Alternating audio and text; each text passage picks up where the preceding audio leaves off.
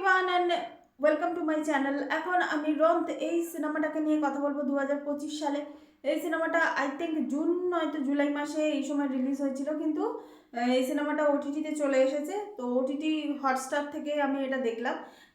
শাহিদ কবিরের পরিচালনায় এই সিনেমাটাতে মুখ্য চরিত্রে অভিনয় করেছেন রোশন ম্যাথিউ, দিলীপ পথন সহ আরও অনেকে।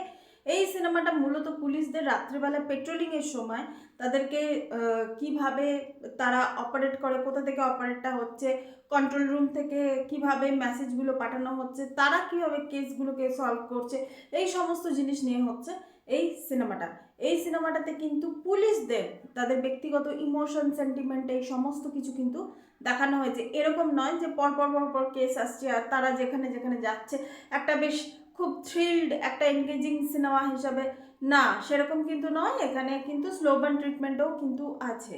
খুব ধীরে ধীরে কিন্তু গল্পটা এগোচ্ছে, কারণ ইমোশনাল পোর্শনগুলোকে কিন্তু দেখানোটা খুবই দরকার। এবং এই সিনেমার শেষের দিকে পেট্রোলিংটা রাত্রিবেলা হয়েছে এবং পরের দিন সকালে যে জিনিসটা নিয়ে মানে আর কি মূলত মানে আসল ঝামেলাটা শুরু হলো, সেই সেই ক্ষেত্রে যে পরিণতিটা হলো কোনো একজন মানুষের, সেটা কিন্তু খুবই দুঃখ বিদারক, খুবই মানে মর্মান্তিক ওই জিনিসটা।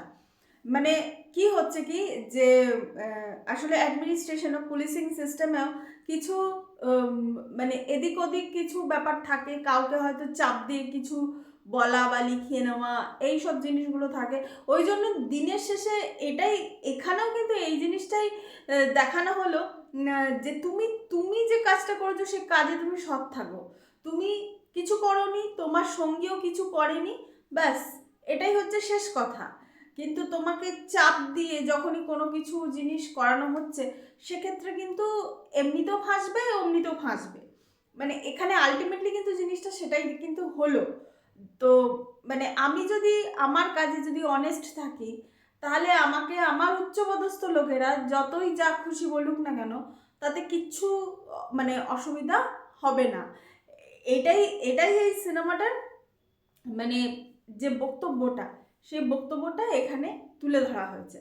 এবং এই সিনেমাটা কিন্তু যথেষ্ট পজিটিভ রিভিউ পেয়েছে, যেমন Times of India, the new Indian express, এই ধরনের নাম করা সব পত্রিকা থেকে, ফিল্মি পত্রিকা থেকে এই সিনেমাটা কিন্তু যথেষ্ট ভালো একটা মানে কি বলবো একটা রিভিউ এই সিনেমাটা কিন্তু পেয়েছে। তাই এই সিনেমাটাতে এবং অভিনয় দিলীপ পথন এবং রোশন ম্যাথিউ, এরা দুজনে দুর্দান্ত অভিনয় করেছে।